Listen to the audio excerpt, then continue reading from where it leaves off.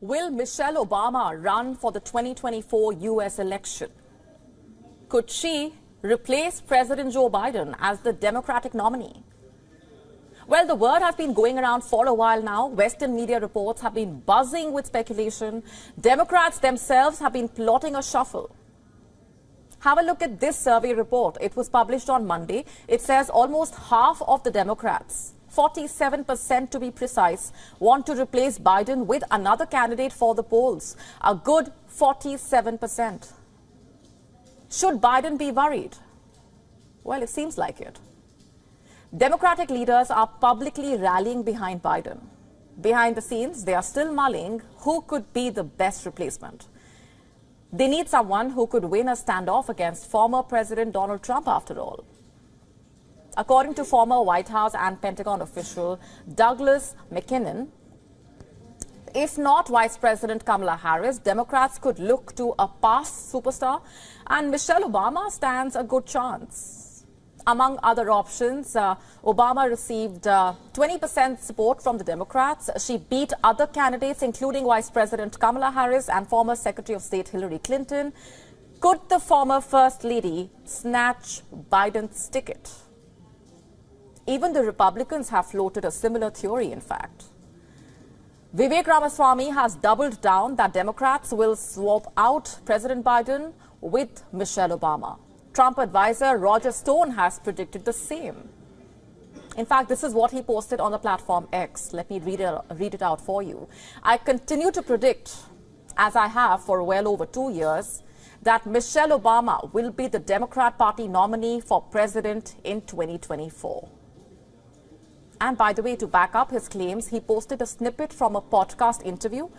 In this clip, Michelle said, and I'm quoting, "I am terrified about what could possibly happen because our leaders matter. Who we select, who speaks for us, who holds that bully pulpit. It affects us in ways that I think sometimes people take for granted."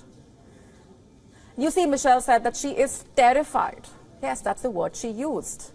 Terrified of who would be the next president. It goes without saying that she was alluding to Donald Trump. But was it just a casual remark, or was it strategically driven? Why was Michelle on this podcast to begin with? What was her agenda? She didn't have any book to promote, neither any other event or cause. She mostly spoke about her relationships and married life, but she also squeezed in these political remarks. Why? If we are to go by what political analysts are saying, it wasn't a casual comment made in passing. It was very much deliberate. Was Michelle testing the waters? Was it a message to Democratic leaders? A New York Post report goes so far as to claim that Michelle met several big hedge CEOs in New York. It was the summer of 2022, and the former First Lady reportedly said, "I am running, and I am asking for your support," quote unquote. Now, let's just assume for a minute that Michelle does plan to throw her hat in the ring. What then? Could she survive a standoff with the former President Donald Trump? Consider what happened with the Clintons. In the year 2016, less than 2 weeks before Election Day, Hillary Clinton held a clear lead in the polls. State polls showed Clinton was ahead in the key battlegrounds. Even the data team doing the analytics for the Trump campaign reported that they had just a 15% chance of winning. But then we all know what happened next. Clinton's personal email server scandal boiled over. Her announcement to campaign in Arizona did not help her cause either. After all, Arizona had only voted for a Democrat for president once since 1948. And that was only for her husband, Bill Clinton. Hillary lost to Trump regardless, despite her lead, despite her popularity. Could Obama suffer the same fate at the hands of Donald Trump if Michelle decides to contest? It does seem to be Donald Trump's year.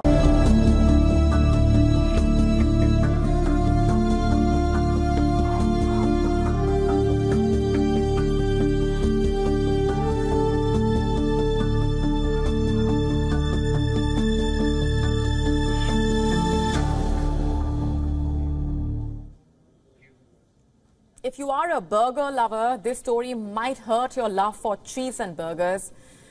Maharashtra, India's state, is expanding its investigation into the use of cheese alternatives in fast food products.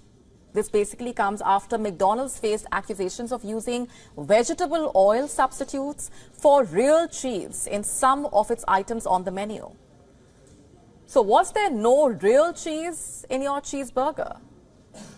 The state's Food and Drug Administration will now inspect all McDonald's outlets as well as those of other major brands like Domino's, Pizza Hut, Burger King and KFC for violations in labeling and advertising. And this could be a significant blow to these brands, especially considering the recent decline in burger and pizza sales due to surging food inflation. McDonald's franchisee Westlife Food World has denied the allegations, stating that they use real cheese and adhere to the highest standards. However, they agreed to remove the word cheese from the names of several products, following the initial controversy in December last year. FDA has the authority to suspend licenses of restaurants found to have misled consumers through labeling or advertising practices, and this raises concerns for other fast food chains that may be using similar cheese alternatives without proper disclosure. The news has already hurt the stock of some of these food chain firms, with the shares of Westlife and Devyani International, the parent companies of Pizza Hut and KFC franchisees, experiencing significant drops. The ongoing investigation highlights the importance of transparency in food labeling and advertising, particularly in a market where consumers are becoming increasingly price sensitive. So the real question is, how will McDonald's and other fast food chains' cheesy affair end? Did they really use something else? With the investigation will reveal the answers to these questions.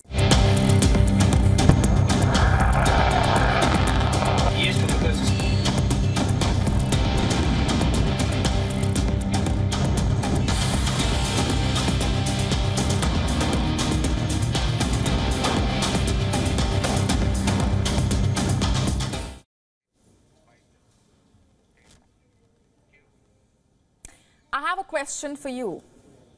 Under what circumstances do you think Russia will fire a nuclear weapon? Ever since the war in Ukraine began, time and again, we have come back to that question. In the last 2 years, Russia has held military exercises using nuclear-capable missiles. It has also tested a new strategic cruise missile that is capable of carrying nuclear warheads. I'm talking about Burevestnik. But the question remains, under what circumstances will Russia really end up firing a nuclear weapon? Financial Times claims to have found the answers. It claims to have managed to take a look at some leaked Russian files that are currently with Western intelligence agencies. And what do these files say? Well, they talk about the potential triggers or the potential situations under which Vladimir Putin will press the nuclear button. And here are some of the criteria. 1. An enemy incursion on Russian land. 2. Enemy landing on Russian territory. Number 3. The defeat of Russian units responsible for security of the border areas.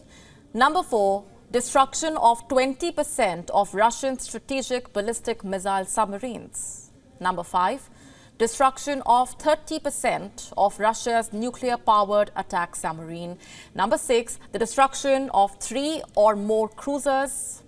Number 7. The destruction of 3 Russian airfields. And number 8. The simultaneous hit on main and reserve coastal command centers. These are some, and I repeat, just some of the situations under which Russia reportedly plans to fire a nuclear weapon. The files reportedly summarize the threshold as a combination of factors where the losses suffered by Russian forces would, quote-unquote, irrevocably lead to their failure to stop enemy aggression. This situation, the files claim, is critical for the security of Russia. Let's just look at Russia's nuclear arsenal. As per the estimates, Russia possesses over 5,800 nuclear warheads, 5,889 to be precise. In fact, Russia has the world's biggest stockpile of nuclear warheads. Over 1,600 warheads are deployed on bombers and missiles. Some 2,800 plus warheads are in reserve, and at least 1,400 warheads have been retired. But experts say these warheads also are probably still intact. Who can give the order to launch these weapons? Putin and Putin alone. It is only the Russian president who has the authority to launch a first nuclear strike. In fact, the so-called nuclear briefcase is with Putin at all times, and experts believe that Russia's defense minister and the chief of the general staff also have similar briefcases. Which one of these briefcases has the nuclear button? Actually, these briefcases help the Russian president communicate with his military top brass and the rocket force. And as per reports, the suitcases have multiple buttons. There is a section called Command. There are two buttons in this section, a white launch button and a cancel button.